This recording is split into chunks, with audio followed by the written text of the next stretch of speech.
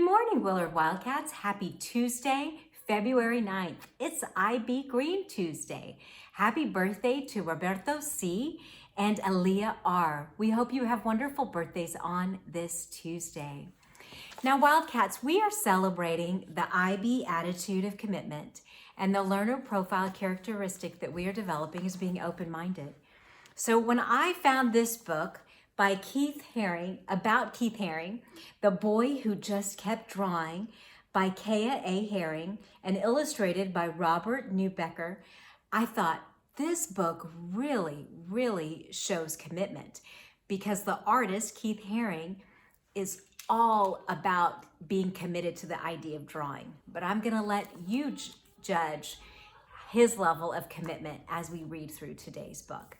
And it also is a special artist book because Mr. Vasco a few years ago did the empathy art with you that is all modeled around Keith Haring's work. And it is in our main building as we walk out through the front doors. So, special artist for us to celebrate here. There was a boy named Keith. When he was little, his father taught him how to draw dogs and fish and funny things. His dad would draw a line, then Keith would draw one. Soon the whole page would be full. From that time on, Keith never stopped drawing. In elementary school, while taking tests, Keith doodled on the edge of his paper. When he handed in his work, his teacher would ask, "Why did you doodle on this important paper?" Keith didn't answer. He went back to his desk and just kept drawing. Is that commitment when we continue doing something? Sometimes Keith invited his friends to draw in his backyard clubhouse. Keith made symbols and said each one represented a letter of the alphabet. His friends asked, "Why do you use symbols to write?" Keith just drew more symbols. It was his way of answering their questions. He encouraged his friends to join him. Can you see those symbols?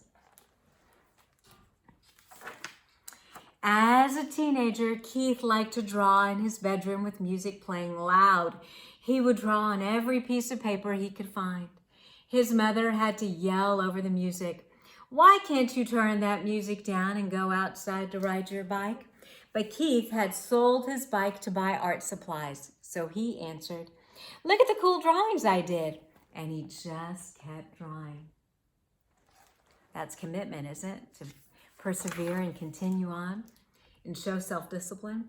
When Keith was in high school, he won first prize for his art. A successful couple from town offered to buy his drawing.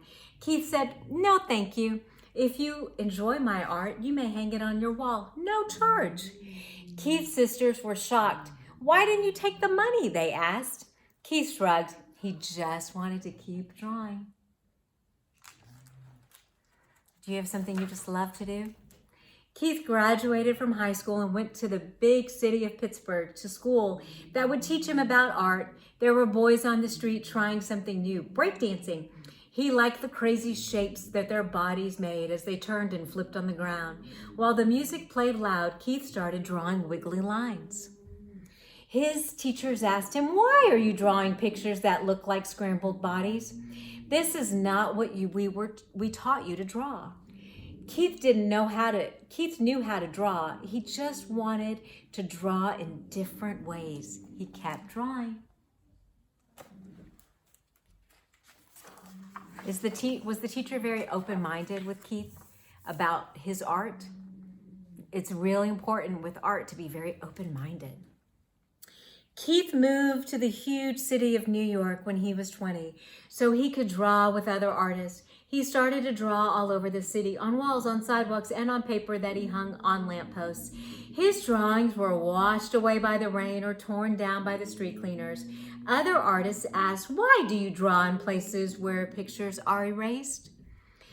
Keith didn't hear them. He was searching for another wall so he could keep drawing. Keith got a job delivering packages and sometimes rode the subway. One day he saw a panel of black paper on the wall in a station. He rushed outside to buy chalk and come back and began to draw. The white chalk made bright, smooth lines on the black paper. Day after day, Keith filled the empty panels in the subway stations with art. Soon, people who rode the subway were looking for the white chalk drawings.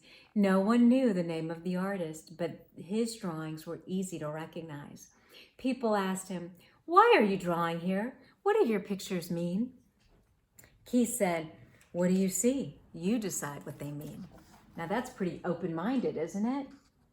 Make up your own opinions. Use your own thoughts. Where Keith lived, there was trash on the street, and people didn't always say hello to each other. One day, he and his friends cleaned up 20 bags of garbage in front of a long wall. Then Keith painted square faces with smiles and body shapes dancing upside down. The neighbors liked the drawings and stopped to say thank you. A policeman came by and lectured Keith. "Why did you do this? I have to give you a ticket because you didn't get permission." Keith paid the fine and just kept drawing.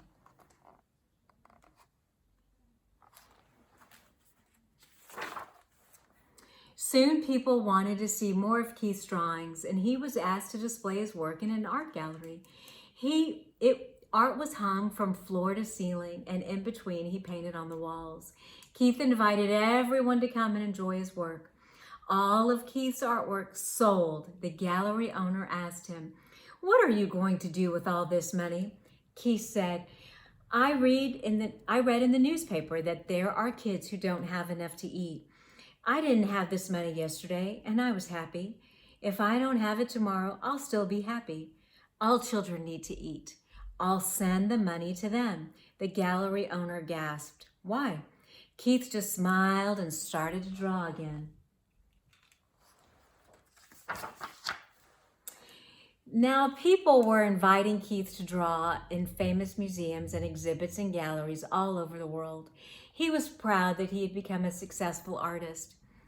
But wherever he went, Keith insisted he painted a mural so everyone could enjoy his work, not just the people who had money to buy it. During his visit to Paris, France, Keith painted on the outside of a children's hospital 6 stories high. Newspaper reporters came to take pictures and asked, "Why did you paint at the hospital? Do you think it will make all these sick children feel better?" Keith didn't have time to answer. He had to finish painting. What do you think the answer would be? If you're being open-minded, what do you think?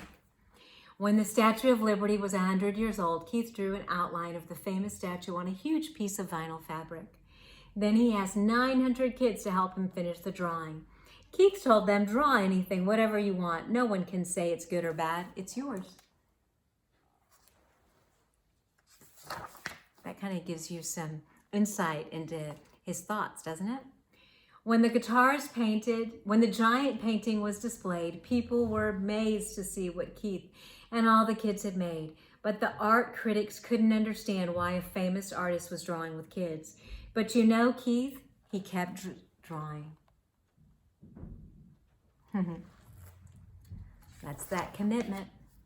Keith painted all over the world. He would draw on anything, anytime, anywhere. Wherever he went and whatever he did, he would not stop. He just kept drawing.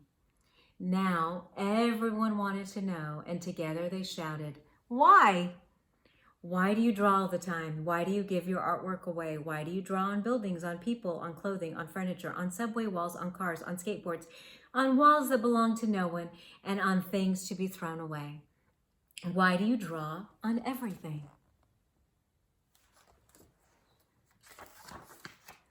Keith stopped drawing just for a moment and answered, "I draw all the time because there are so many spaces to fill. I give drawings away to help the world, make the world a better place. I draw everywhere because everyone needs art." Then Keith turned back to the street, took a piece of chalk from his pocket, and just kept drawing. Now, if you want to draw at home, remember to ask permission or to use paper first before you were to mark the walls. But I want you to think about Keith Haring's commitment and how he continued to draw, and think about being open-minded when asking the question about what do you see, because we could all see many different things, can't we?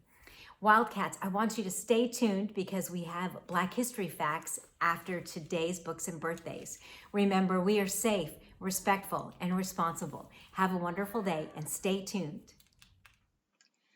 Hi everyone, my name is Alani Hatcher and I am in Missy's third grade class.